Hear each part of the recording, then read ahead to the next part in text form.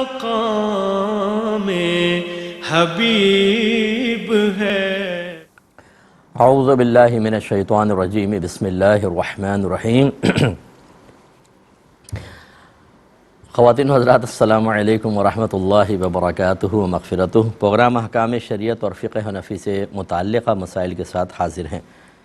پچھلے پروگرام میں آخر میں تھوڑا سا میں اس میں اور مزید بیان کرنا چاہ رہا تھا۔ دو نمازوں کو جمع کرنے کے بارے میں کویسچن ہوا تھا، تو میں نے آپ کو بتایا کہ فقہ حنفی میں دو نمازوں کو حقیقتاً جمع کرنا منع ہے۔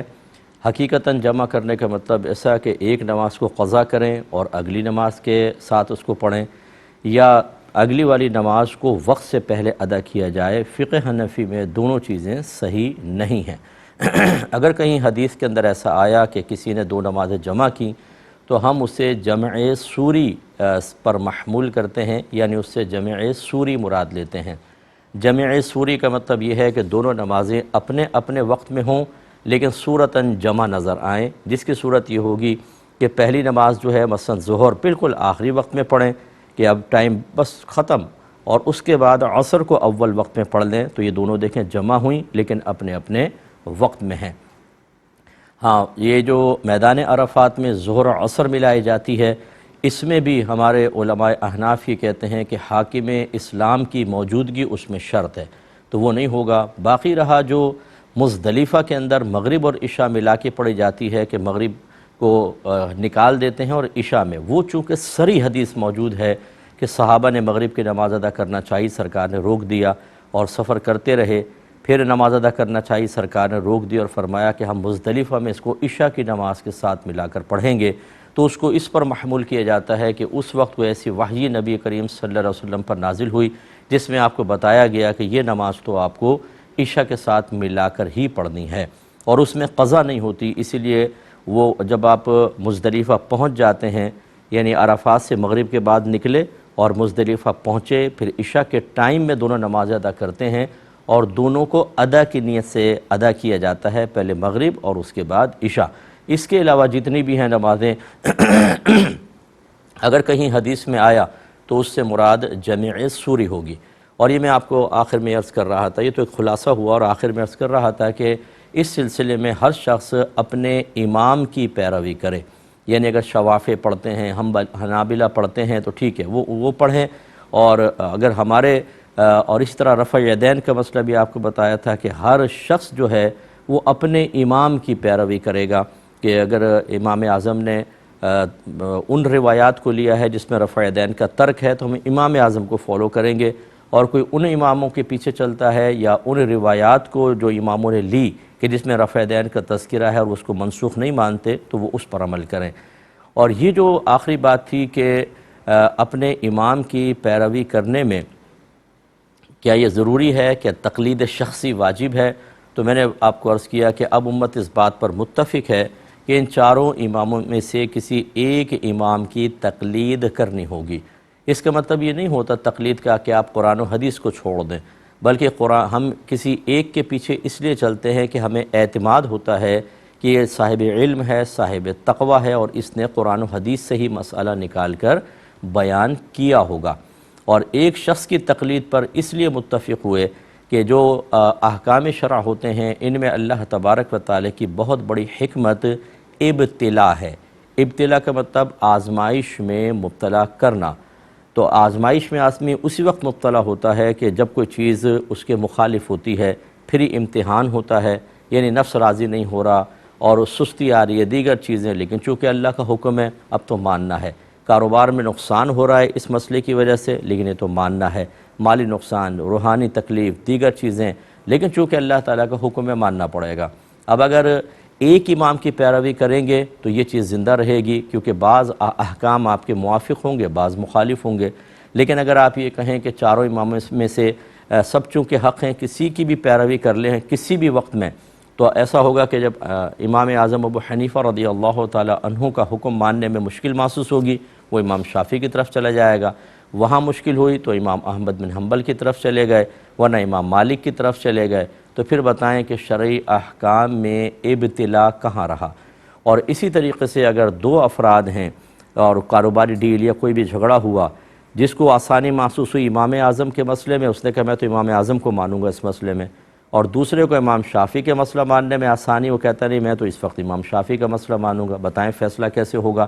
اس لیے کسی ایک امام کی پیروی کرنا یہ ضروری ہوتا ہے، اور تقلید کا مفہوم یہی ہوتا ہے کہ ہم کسی ایک امام کے قول کو قبول کرتے ہیں دلیل پر نظر رکھے بغیر، لیکن اس کا مطلب یہ نہیں ہوتا کہ دلیل کو نظر انداز کر رہے ہیں۔ وہی بات کہ اعتماد اتنا ہوتا ہے کہ انہوں نے قرآن و حدیث سے مسئلہ نکالا ہوگا، اور اگر کوئی کہتا ہے کہ نہیں تقلید نہیں کریں گے، آپ قرآن و حدیث سے ڈائریکٹ مسئلہ نکالیں، تو بھائی پھر یہ تو کوئی بڑے سے بڑا عالم بھی دعویٰ نہیں کر سکتا۔ جدید ترین مسائل ہیں اور اتنی پیچیدگیاں ہیں، آپ یہ سوالات سنتے ہیں، کتنے سارے سوالات ہیں، یہ سارے میرے سوالات ان کے سامنے پیش کر دیں اور کہیں کہ ہر ایک کا مسئلہ قرآن و حدیث سے نکال کر بتائیں۔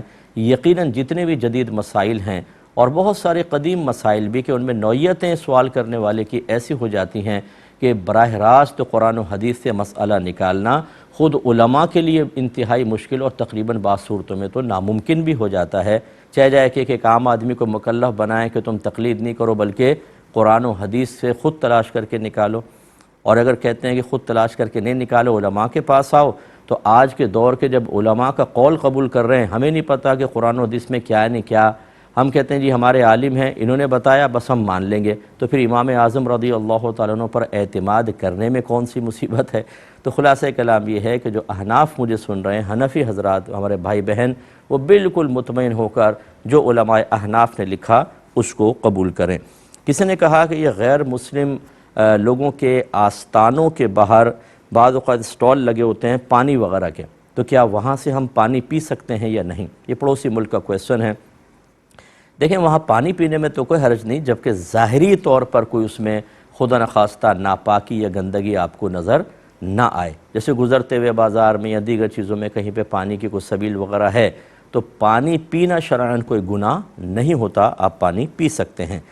ایک بھائی نے پوچھا تھا کہ حج یا عمرے کے دوران چونکہ پیدل چلنے میں بعض اوقات تکلیف ہوتی ہے، تو کیا ہم جوتیاں یا ایسے جوتے پہن سکتے ہیں جو اوپر سے تھوڑا سا پنجے کو کور کر لیں؟ دیکھیں اس میں تو اتفاق ہے کہ یہ جو ٹخنے ہیں ان کو کھلا رکھنا لازم ہے، لیکن اس میں اختلاف ہے کہ جو پاؤں کی پشت کی ہڈی ہے کہ یہ بھی کھلی رکھی جائے گی یا نہیں۔ بعض نے کہا کہ نہیں یہ چاہے آپ ڈھک لیں، بعض نے کہا نہیں کھلی رکھنی ضروری ہے۔ تو جنہوں نے یہ کہا کہ کھلی رکھنا ضروری ہے تو وہ یہی کہتے ہیں کہ ٹخنے بھی کھلے ہوں اور یہ بھی کھلی ہو، اور جو اس کے قائل نہیں وہ کہتے ہیں بس ٹخنے کھول لیں یہ چاہے ڈھکی ہو۔ تو جب علماء کا اختلاف ہوتا ہے تو جانب احتیاط کو اختیار کرنا بیسٹ ہوتا ہے، لہٰذا آپ ایسی جوتی پہن سکتے ہیں کہ جس سے پنجے بالکل ڈھک جائیں چاہے، لیکن یہ پاؤں کی پشت کھلی رہے اور ٹخنے نہ ڈھکیں، اور پھر آپ اس جوتے کو پہن کر بالکل حالت احرام میں بھی سفر کر سکتے ہیں، چل پھر سکتے ہیں۔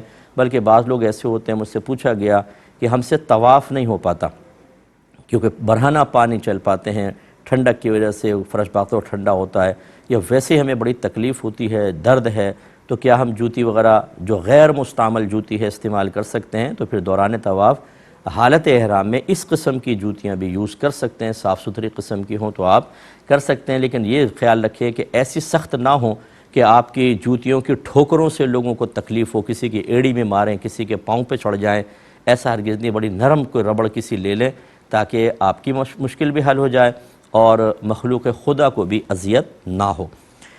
یہ کہتے ہیں کہ ہماری مسجد میں امام صاحب جو ہیں وہ نماز کے بعد بہت بلند آواز سے دعا کراتے ہیں، تو بعض نمازی ایسے ہیں کہ جو نماز پڑھتے ہوئے ڈسٹرب ہوتے ہیں، کیا حکم شرع ہوگا؟ دیکھیں جن مساجد میں فرض نمازوں کے بعد دعا رائج ہوتی ہے تو وہاں پر عمومی طور پر لوگ اس کے عادی ہو چکے ہوتے ہیں اور ان کی نمازوں میں اتنی ڈسٹربنس نہیں ہوتی ہے، لیکن بہرحال بعض اوقات اجنبی بھی آ جاتا ہے تو امام صاحب کو بہت ہی بلند آواز سے نہیں کرانی چاہیے، تھوڑی سی پست آواز کر لیں اور دعا کروائیں، کیونکہ مسئلے دونوں طرح کے ہوتے ہیں۔ اگر کوئی نمازی ڈسٹرب ہو رہا ہے وہ دعا ہی نہ کرائیں، تو پھر بہت سارے لوگ ایسے ہوتے ہیں کہتے ہیں آپ نے دعا کیوں نہیں کروائی، تو بڑے پرابلم ہوتا ہے، تو تھوڑی سی آہستہ کر لیں، کوشش کریں کہ نمازی کی نماز ڈسٹرب نہ ہو۔ اللہ تعالیٰ عمل کی توفیق عطا فرمائے۔ مختصر سا بریک لیں گے، ہمیں یقین ہے آپ ہمارے ساتھ رہیں گے۔ بسم اللہ الرحمن الرحیم۔ یہ کسی نے پوچھا تھا کہ کوئی ماں باپ ہیں وہ اپنے بیٹے اور بہو سے شدید ناراض ہیں اور وہ بیٹا اور بیوی جو ہے وہ ان ماں باپ سے یعنی بہو تو ساس سسر سے اور بیٹا اپنے ماں باپ سے شدید ناراض ہیں، اور دونوں ہی ایک دوسرے کے حقوق میں شدید کوتاہی کے مرتکب ہیں، اور عبادت بھی کرتے ہیں، روزے بھی رکھ رہے ہیں، سب کچھ ہے، اور یہ ماں باپ کی ساری توجہ اور محبت بیٹی کی طرف ہے، تو کیا حکم شرع ہوگا؟ دیکھیں یہ تو مطلب کوئی فیصلہ نہیں کیا جا سکتا کہ غلطی پر کون ہے جب تک کہ سائلین سے نہ سن لیا جائے، ان سے باتیں سنی جائیں تو پھر پتہ چلے گا کہ کیا بیٹے کا قصور ہے یا کسی مقام پر ماں باپ جان بوجھ کر یا خدا نخواستہ نادانستہ طور پر کسی غلطی کا ارتکاب کر رہے ہیں۔ تو بہرحال ہمارا مشورہ تو یہ ہوتا ہے ایسی تمام صورتحال میں کہ اس طرح قسم کا کوئی جھگڑا ہو جائے تو آپس میں اپنی عقلی دلائل سے اور اپنے خاندانی رسوم و رواج اور اصولوں کو بنیاد بنا کر حل کرنے کے بجائے کسی اچھے مستند مفتی صاحب سے رابطہ کیا جائے اور کہا جائے کہ جی ہمیں بتائیں کہ غلطی پر کون ہے، ہم ہیں یا یہ۔ جو غلطی پر ثابت ہو جائے اسے چاہیے کہ وہ دوسرے فریق کو راضی کرے۔ تو بیٹا بہو سے ہے تو ان کو معافی مانگنی ہوگی، اور ماں باپ اگر غلطی کے مرتکب ہیں تو میں یہ نہیں کہوں گا کہ بہو یا بیٹا یہ مطالبہ کریں کہ آپ ہم سے معافی مانگیں، بس ان کا غلطی کا اعتراف کر لینا کہ ہاں ہم سے غلطی ہو گئی یہی کافی ہے، اور ادب کا تقاضا یہ ہے کہ بیٹا کہے کہ آپ کو معافی کی حاجت نہیں، میں آپ سے دل سے راضی ہوں، اللہ تعالیٰ آپ کو جزا عطا فرمائے۔ ماں باپ کا ادب و احترام رکھنا ہوگا۔ تو یہ بہرحال جو کر رہے ہیں ایک دوسرے کے حقوق میں کوتاہی یا ظلم کے مرتکب ہو رہے ہیں، یہ میدان محشر میں جواب دہ ہیں۔ دوسری بات یہ ہے کہ ماں باپ بعض اوقات ایسا ہوتا ہے کسی ایک بچے کی فیور میں دوسرے کے ساتھ ناانصافی کر رہے ہوتے ہیں، یہ بھی بالکل غلط ہے۔ بیٹی سے فطری طور پہ زیادہ تھوڑا سا لگاؤ ہوتا ہے، وہ کمزور ہوتی ہے، بیٹے سے کم ہوتا ہے کیونکہ ان کو لگتا ہے پیچھے بہو اس کا دماغ خراب کر رہی ہے، لیکن اس کا مطلب یہ نہیں ہے کہ بیٹی کو اتنی سپورٹ دیں کہ بیٹا ہی ڈیگریڈ ہو جائے اور وہ یہ سمجھے کہ میرے ساتھ شدید ناانصافی ہو رہی ہے۔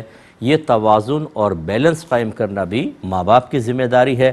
اس میں اگر خرابی پیدا کریں گے، بلکہ بعض وقت بیٹیاں اتنے نخرے کرتی ہیں اور ایسے سے مطالبے رکھتی ہیں، ایموشنل بلیک میل کر لیتی ہیں کہ وہ بیٹے سے بدظن ہو کے ماں باپ اسے نکال دیتے ہیں۔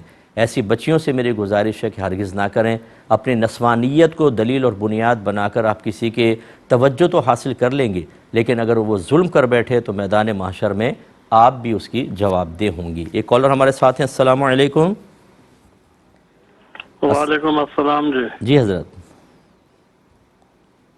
جی فرمائیے، بولیں مفتی صاحب میرے دو سوال ہیں۔ بولیں جلدی بولتے جائیے، بولتے جائیے۔ اچھا جی مفتی صاحب، میں نے ادھر اسپین میں کچن میں غیر مسلم کے پاس کام کرتا ہوں کچن میں، ٹھیک ہے، اور ادھر بہت سی حلال چیزیں بھی ہیں، لیکن ساتھ میں ایک خنزیر کا گوشت بھی پکتا ہے، ٹھیک ہے، وہ بعض اوقات مجھے سرو بھی کرنا پڑتا ہے۔ ٹھیک ہے، تو کیا ادھر وہ میرے لیے کام کرنا مناسب ہے یا نہیں؟ ٹھیک ہے، میں بتاتا ہوں۔ اور دوسرا اور یہ ہے کیا؟ کہ میں قرآن پاک پہ موبائل پہ قرآن پاک کی تلاوت سنتا ہوں با ترجمہ، اور ساتھ میں بعض جو تلاوت ہے وہ خود بھی رپیٹ کرتا ہوں۔ ایسا کرنا کیا میرے لیے مناسب ہے یا نہیں؟ ٹھیک ہے، اور میں عرض کرتا ہوں، ایک اور کالر ہیں، السلام علیکم۔ السلام علیکم۔ شاید چلیں لائن ڈراپ ہو گئی ہے شاید کسی نے، اچھا پہلے یہ لے لیتے ہیں کہ یہ کل بھی ہم نے جواب دیا تھا، بس یہ وہی جواب ہے کہ اگر آپ کسی غیر مسلم کے کچن میں کام کرتے ہیں تو کوشش یہ کریں کہ اپنے آپ کو ان گندی چیزوں سے آلودہ نہ ہونے دیں، لیکن اور بہتر یہ ہوتا ہے کہ اس قسم کے گندے ماحول سے بہتر ہے کہیں اور جاب کر لیں، لیکن جیسے کہ آج کل بہت ہی فقدان ہے جاب وغیرہ کا، اور ہر چیز اس میں کوئی غلط بھی نہیں ہوتی ہے، ایک اگر سور ناپاک ہے تو پاک چیزیں بھی ہوتی ہیں، تو آپ وہاں پر جاب کر سکتے ہیں، فی نفسی ہی آپ کی جاب کوئی حرام یا ناجائز نہیں کہلائے گی، بس اپنے آپ کو گندگی آلودگی سے بچائیں، کوئی ایپرن پہن کے رہیں اور کوئی گلفس وغیرہ پہن لیں تاکہ اگر وہ سور وغیرہ پکانا پڑے خدا نخواستہ یا اس کو سرو کرنا پڑے تو پھر آپ اس میں آلودہ نہ ہوں، اور ہو جائیں تو پھر فوراً اپنے آپ کو پاک کریں، کیونکہ سور کا ہر جز ناپاک اور حرام ہوتا ہے۔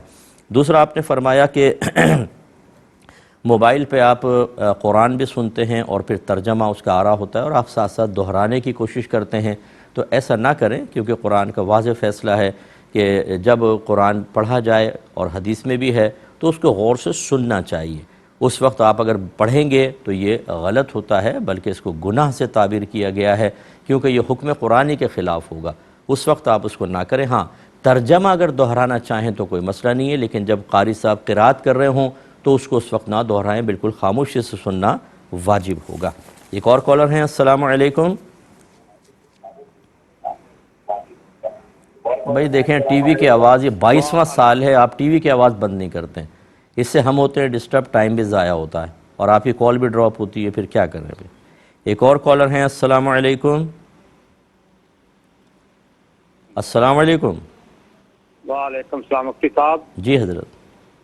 میرا سر سوال یہ ہے کہ غیر مسلم جو ہے اگر پیار محبت سے دعوت دے حلال چیز کی تو کیا کھانی چاہیے کہ نہیں؟ اور کوئی کوشچن؟ سامان جو بھی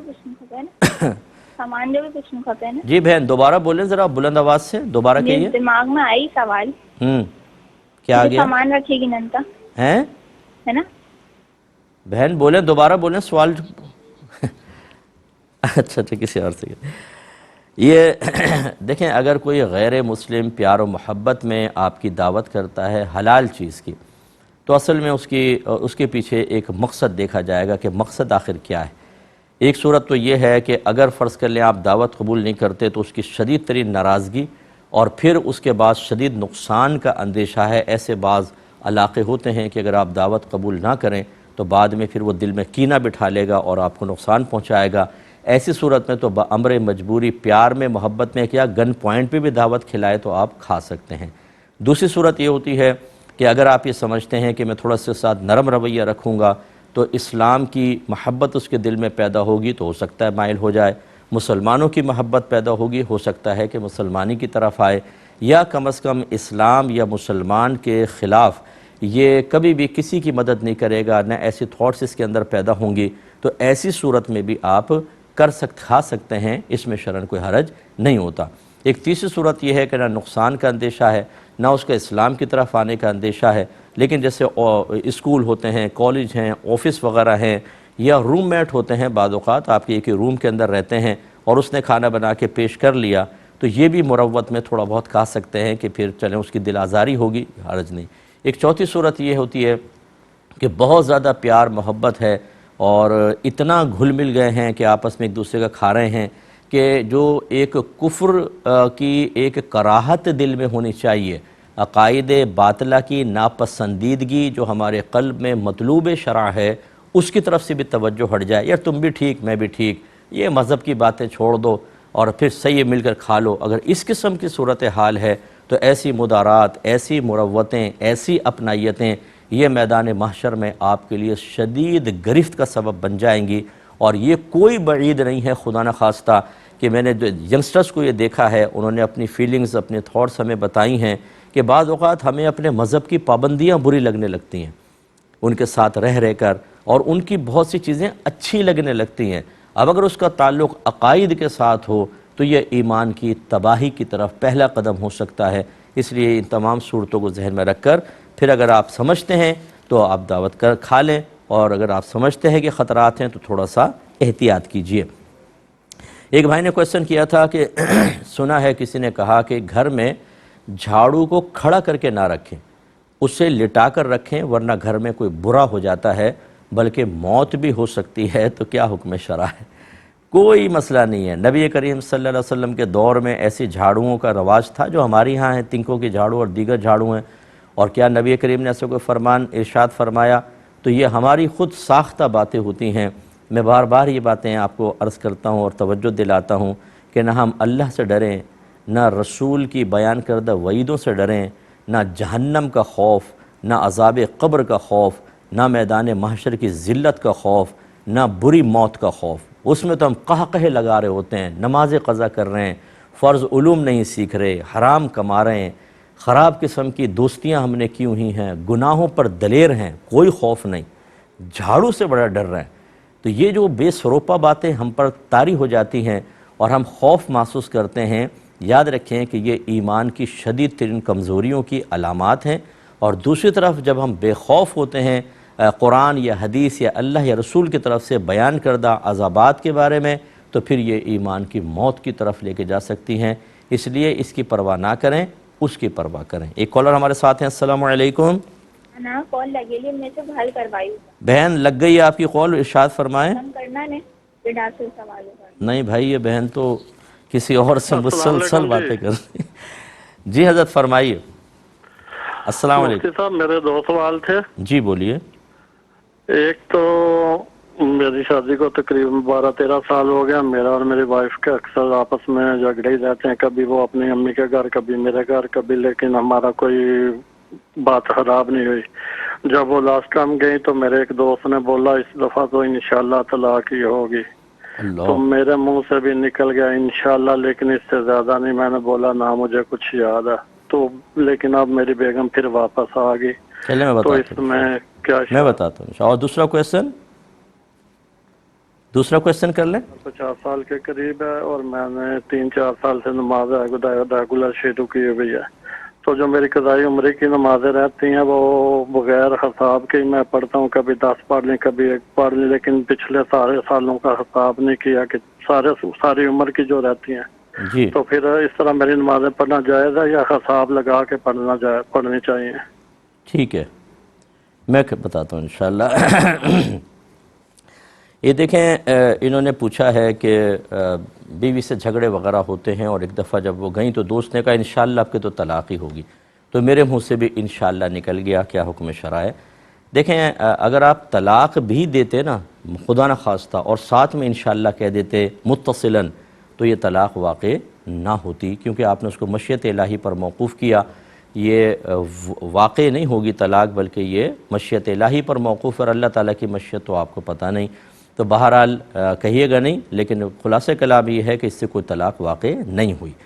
دوسری بات یہ کہ ایسا دوست، وہ دوست آپ کہہ رہے ہیں کہ جو آپ کے گھر کے بارے میں یہ کہتا ہے کہ اب کی دفعہ تو انشاءاللہ طلاق ہی ہوگی، ایسے دوست کو دور کر دیں کہ جو اس طرح کی غلیظ باتیں کرے۔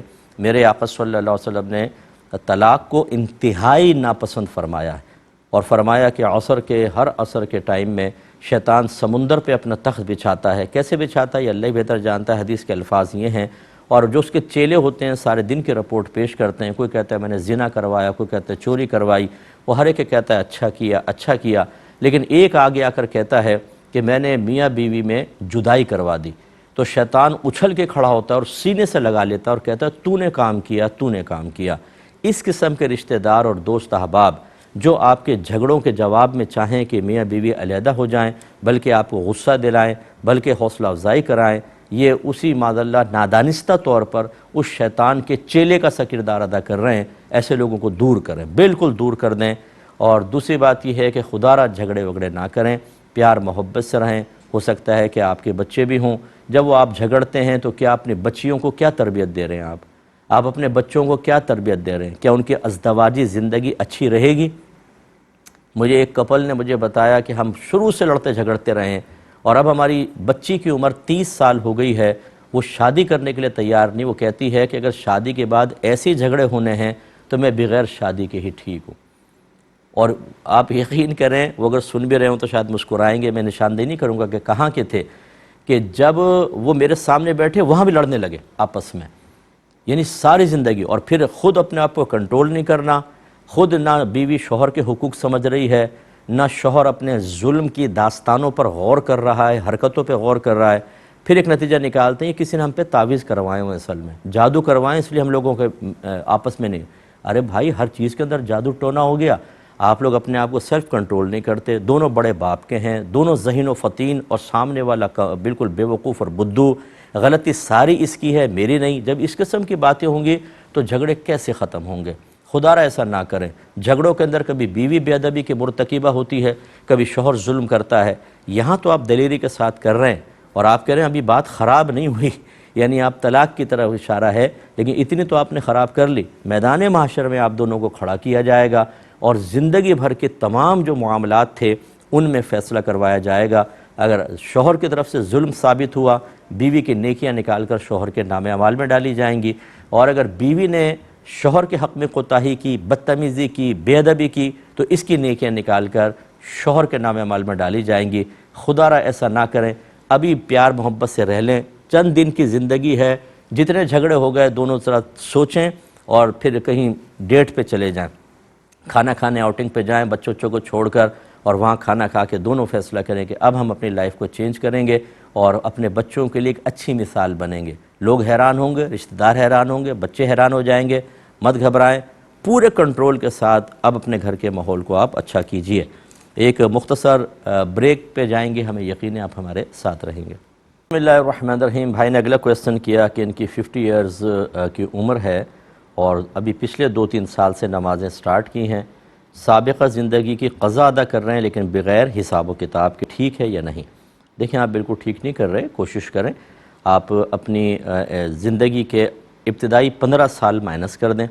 اس کے بعد جیسے آپ کہہ رہے ہیں کہ 2-3 سال سے آپ نے سٹارٹ رکھی ہیں، تو 15 میں 3 18، 50 میں سے 18 مائنس کر دیں، ٹھیک ہے؟ اب جتنے سال آپ کے بچتے ہیں ان سالوں میں سے پہلا سال لے لیں، اور ہر دن کی 6 نمازیں ہوتی ہیں، فجر، ظہر، عصر، مغرب، عشاء اور وتر، ٹھیک ہے؟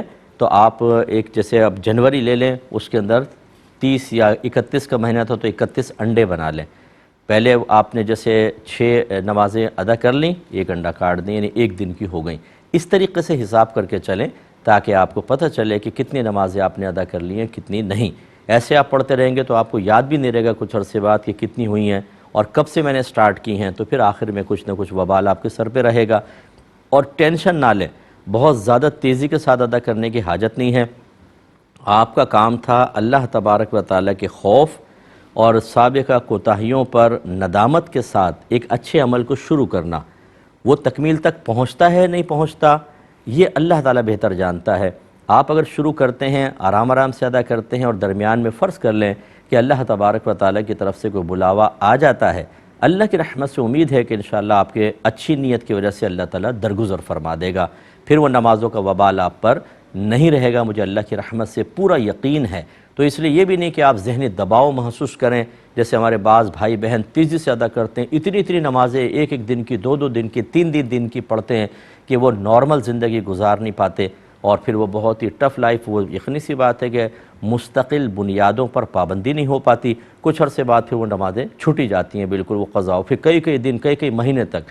اس طرح نہ کریں، بالکل آرام آرام سے ادا کریں، 1 دن میں 1 کی کر لیں، 1 دن کی 2 دن میں کر لیں، بس آرام آرام سے کریں، انشاءاللہ اللہ تعالیٰ کرم فرمائے گا۔ ایک بھائی نے پوچھا کہ ہمارے شہر کے قاضی صاحب ہیں، یہ بھی پڑوسی ملک کا ایک کویسچن تھا، وہاں شاید شہروں کے اندر قاضی ہوتے ہیں، اب قاضیوں کا کیا کردار ہوتا ہے؟ واللہ اعلم بالصواب، ہمارے یہاں قاضی کا رواج نہیں ہے۔ وہ کہتے ہیں ہمارے شہر کے قاضی صاحب جو ہیں وہ کوئی نماز نہیں پڑھتے سائل کے مطابق، اور وہ نمازوں کے اوقات میں بازار میں بیٹھے ہوئے نظر آتے ہیں، کسی کے بعد باتیں کر رہے ہیں، کچھ کر رہے ہیں، لیکن جب عید کا ٹائم آتا ہے تو عید ضرور پڑھاتے ہیں وہ، ایک عیدگاہ میں، ایک اور جگہ بھی نماز ہوتی ہے، تو ایسے شخص کے پیچھے عید پڑھنا، عید کی نماز ادا کرنا کیسا ہے؟ دیکھیں اگر خدا نہ خواستہ ایسا ہی ہے جیسے سائل نے بیان کیا، انہوں نے کوئی مبالغہ یا جھوٹ شامل نہیں کیا، اور یہ اگر کیا ہے تو وہ وسائل کے مطلب سر پر ہے اس کا وبال، اگر واقعی ایسا ہے تو ایسا شخص فاسق معلن کہلاتا ہے۔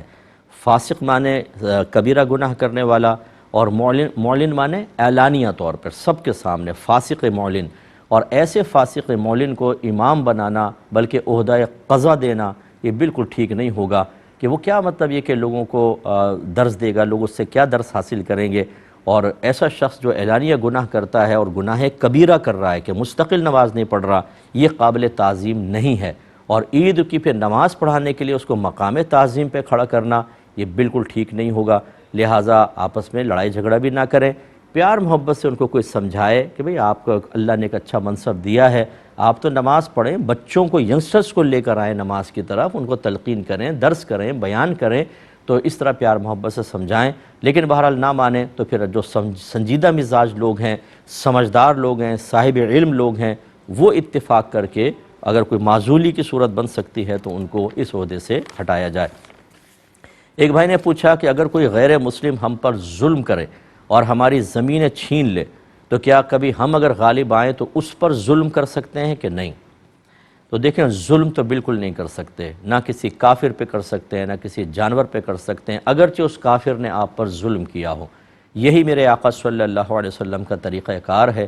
جب میرے آقا نے اعلان نبوت فرمایا، خود ارشاد فرماتے ہیں اس 13 سالہ مکی زندگی کے بارے میں خاص طور پر کہ میں جب بھی تمہیں دین کے معاملے میں کوئی پریشانی آئے تو تم میری تکلیفوں کو یاد کر لیا کرو، اس لیے کہ میں دین کے معاملے میں سب سے زیادہ ستایا گیا ہوں۔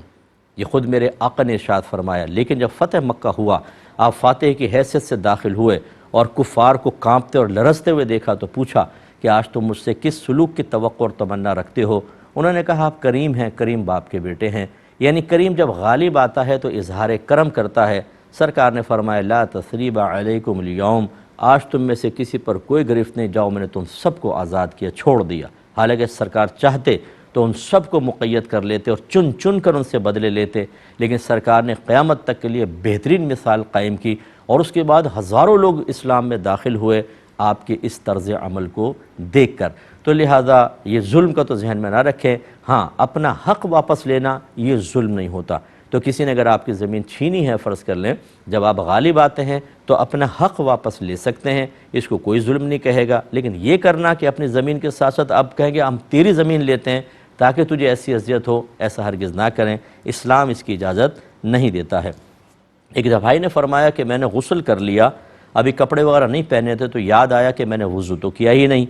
پھر میں نے سوچا چلو وضو کر لیتا ہوں، لیکن پھر مجھے یہ بھی یاد آیا کسی نے کہا تھا کہ ایسے گیلے بدن کے ساتھ وضو نہیں ہوتا، پہلے پورے بدن کو خشک کرو، اس کے بعد وضو کرو، کیا حکم شرع ہے؟ تو دیکھیں، جس نے یہ کہا یا آپ کے ذہن میں آیا کہ شاید میں نے وضو نہیں کیا، یہ غلط ہے۔ مسئلہ یہ ہے کہ وضو میں نیت صرف ثواب کے لیے ضروری ہے، وضو کے لیے ضروری نہیں ہے۔ یعنی کہنے کا مطلب یہ ہے کہ آپ نے اگر بلا نیت بھی پانی آز وضو پر بہا لیا تو نیت نہیں تھی لیکن وضو ہو گیا، کیونکہ اللہ تعالیٰ نے ارشاد فرمایا وَأَنزَلْنَا مِنَ السَّمَاءِ مَاءً طَهُورًا، ہم نے آسمان سے پاک کرنے والا پانی نازل فرمایا، لہٰذا کوئی نیت کرے نہ کرے وہ پاک کرے گا۔ جیسے میں اکثر مثال دیتا ہوں کہ آگ کو اللہ نے جلانے کے لیے پیدا کیا، اب آپ یہ نیت کریں کہ میں جلوں نہیں اور ہاتھ ڈال دیں تو کیا آگ نہیں جلائے گی؟ جلائے گی، وہ اپنا کام کرے گی۔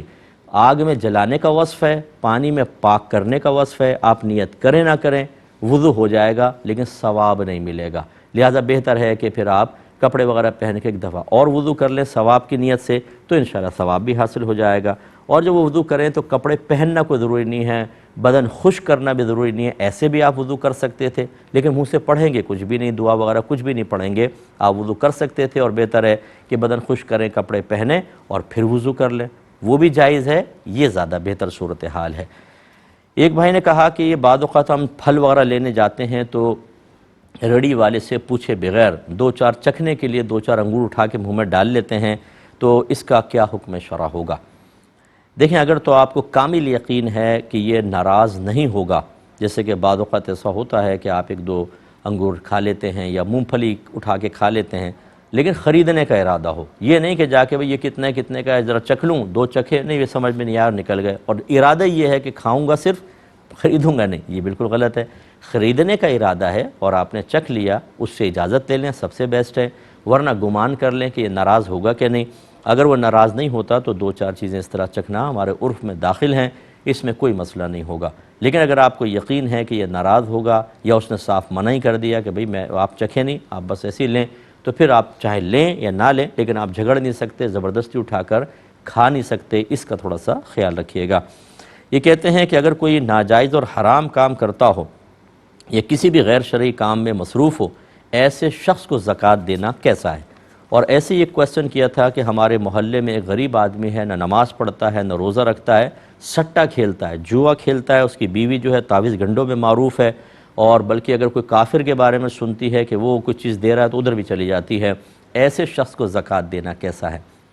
دیکھیں، جب کہ بے عمل ہے، غیر شرعی اعمال کے اندر ہے، تو اس کو بہتر ہے کہ زکوٰۃ نہ دیں، بلکہ ان کو زکوٰۃ دیں جو غریب ہیں، سفید پوش ہیں اور نماز پڑھتے ہیں، نیک ہیں، متقی ہیں، بہتر ہے کہ ان کو دیں، تاکہ جب آپ کا پیسہ ان کو ملے گا، یکسوئی حاصل ہوگی، سکون ملے گا، تو وہ سکون سے اللہ تبارک و تعالیٰ کی عبادات ادا کر سکیں گے۔ جبکہ اس طرف اگر آپ دے بھی دیں گے، وہ جتنا کھائیں گے پیئیں گے، تمام تر توانائی کو غیر شرعی امور میں خرچ کریں گے، تو آپ کیوں دے رہے ہیں؟ اس لیے کہ آپ کے پیسے سے وہ توانائی حاصل کر کے اچھی طرح نفس و شیطان کی غلامی میں زندگی گزاریں، کیا یہ کوئی اچھی بات ہے؟ تو اس سے بہتر ہے کہ وہ تلاش کریں، اور خصوصاً جب کہ وہ سٹا کھیلتا ہے، ایسے کو تو بالکل بھی نہ دیں، ہرگز نہ دیں، کیونکہ جیسے پیسہ ہاتھ میں آئے گا، وہ جب تک نہیں ہوگا تو تڑپتا رہے گا کہ کوئی چیز مل جائے، یہ تو گھر کی چیزیں بیچ دیتے ہیں، تو آپ کا زکوٰۃ کا پیسہ فوراً سٹے میں لگائے گا اور خواہ ہار کر آپ کے سارے پیسے ضائع ہوں گے، کسی غریب تک پیسہ پہنچے گا نہیں، اور یہ اپنی عادت سے مجبور ہوتے ہیں جوئے کھیلنے والے، آپ کا سارا پیسہ ضائع کریں گے۔ ہرگز ایسے شخص کو یا ایسے لوگوں کو زکوٰۃ نہ دی جائے۔ یہ کہتے ہیں کہ کیا کوئی عورت اپنے مرد محارم سے گلے مل سکتی ہے کہ نہیں؟ جیسے عید وغیرہ ہوتی ہے، اس کے اوپر جیسے والد صاحب ہیں، بھائی ہیں، سگے ماموں ہیں، چچا ہیں، تایا ہیں، ان سے۔ دیکھیں جب بچی بڑی ہو جاتی ہے تو خود باپ کو بھی اجازت نہیں ہوتی ہے کہ وہ جیسے مردوں کی طرح سینے سے لگاتے ہیں اس طرح بچیوں کے ساتھ گلے ملیں۔ بہت احتیاط کرنی چاہیے۔ ہاں ایک ہمارے ہاں رواج ہے کہ جیسے بچیاں تھوڑی قریب آئیں تو تھوڑا سا یوں ہاتھ رکھا، والد صاحب نے سر پہ ہاتھ رکھ دیا، تھوڑا سا وہ کندھا ٹچ کرتی ہیں تھوڑا سینے کے ساتھ، یہ چل جائے گا، اس میں کوئی اتنا مسئلہ نہیں ہے۔ لیکن یہ کہ ڈائریکٹ جیسے مرد گلے ملتے ہیں ایسے اپنے بھائیوں یا ماموں وغیرہ سے ملنا، یہ باعث فتنہ ہو سکتا ہے۔ کوئی کسی کی میں نیت پہ شک نہیں کر رہا ہوں، نہ بچی کو کسی کی اپنے محارم کی نیت پہ شک کرنا چاہیے، لیکن بہرحال شریعت کو یہ مطلوب نہیں ہے۔ اور اگر خدا نخواستہ کسی محرم کے بارے میں شبہ ہے کہ وہ بدنیت ہے، پھر تو فرض ہے دور رہنا، پھر تو دور سے ہی کریں، ہاتھ تک نہ ملائیں اور قریب نہ آئیں۔ اللہ تعالیٰ سمجھ کی توفیق عطا فرمائے۔ اب انشاءاللہ وقت چونکہ پورا ہو گیا، آپ سے اجازت چاہیں گے۔ اپنے میزبان کو، کیو ٹی وی کی پوری ٹیم کو اجازت مرحمت فرمائیں۔ آپ ہمارے لیے دعا کیجئے، ہم آپ کے لیے دعا گو ہیں کہ اللہ تعالیٰ آپ کو شریعت پر مکمل عمل کرنے، علوم دینیہ سیکھنے اور اپنی آنے والی نسلوں کو دین کے اور شریعت کے راستے پہ چلانے کی توفیق عطا فرمائے، آمین۔ وآخر دعوانا ان الحمدللہ رب العالمین۔ میرے ورد لب ہے نبی نبی، میرا دل مقام حبیب ہے، میں مریض عشق رسول ہوں، وہ حبیب میرا طبیب